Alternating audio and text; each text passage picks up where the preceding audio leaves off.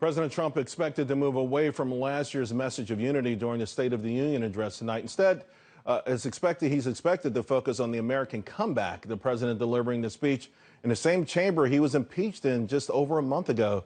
No doubt he will focus on the American people, but can he avoid at least one dig at his Democratic nemesis? Joining me now, Heritage Foundation President Casey James. Casey, it's great seeing you. Hey, good to see you.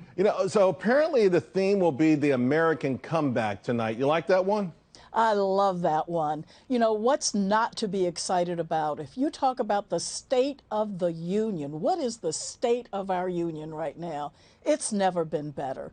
The jobs numbers, all of the economy is doing well.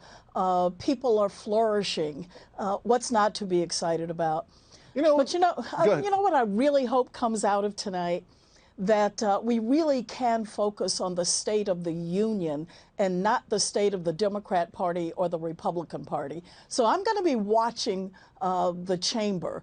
And when something that is positive about this country is said, I'm expecting all of them to recognize that the state of our union is well. Yeah, I mean, that's a great thing to look for. I hope we get at least more than one. It would be wonderful. Yeah. I've been surprised the last couple of times that there were often moments where I thought everyone would stand in unison, and that did not necessarily happen. But it gets back to this morning. Gallup put out a poll showing President Trump's approval rating at an all-time high for him since he's been in office. But he's got 94% approval from Republicans. That's up 6 points. 42 from independents, up 5 points. 7% from Democrats, down 3. That 87-point gulf is the largest of any president in history. So you can argue we've never been more divided. Where's the disconnect from this amazing economy, these amazing opportunities, and the fact that the approval could be that wide that you can drive a truck through that? Well, some people call it Trump derangement syndrome that could account for that. I don't know if that's it.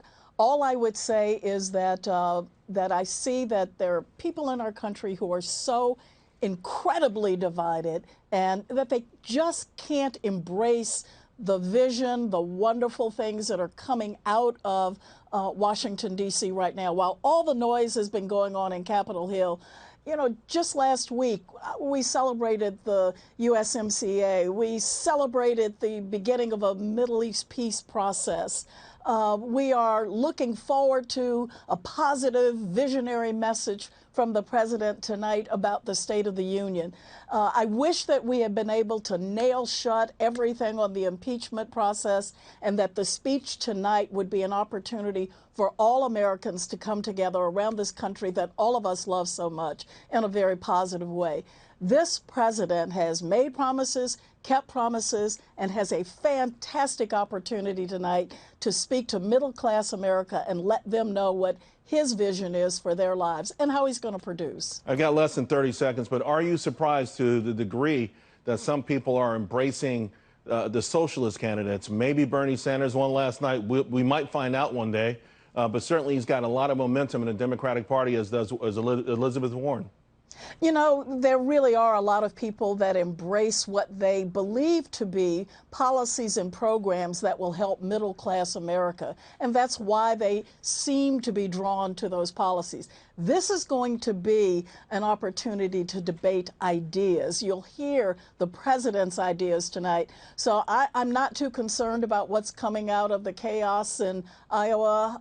Whoever ends up there will provide us an opportunity to debate issues and solutions for the American people. And I look forward to that debate because when that happens, conservative values, ideas, and principles generally win. Okay, it's a pleasure seeing you, and I appreciate you coming on and sharing your thoughts. Oh, absolutely, anytime. All right, folks, and of course, make sure you stick with Fox Business. We've got complete coverage of tonight's address led by Neil Cavuto.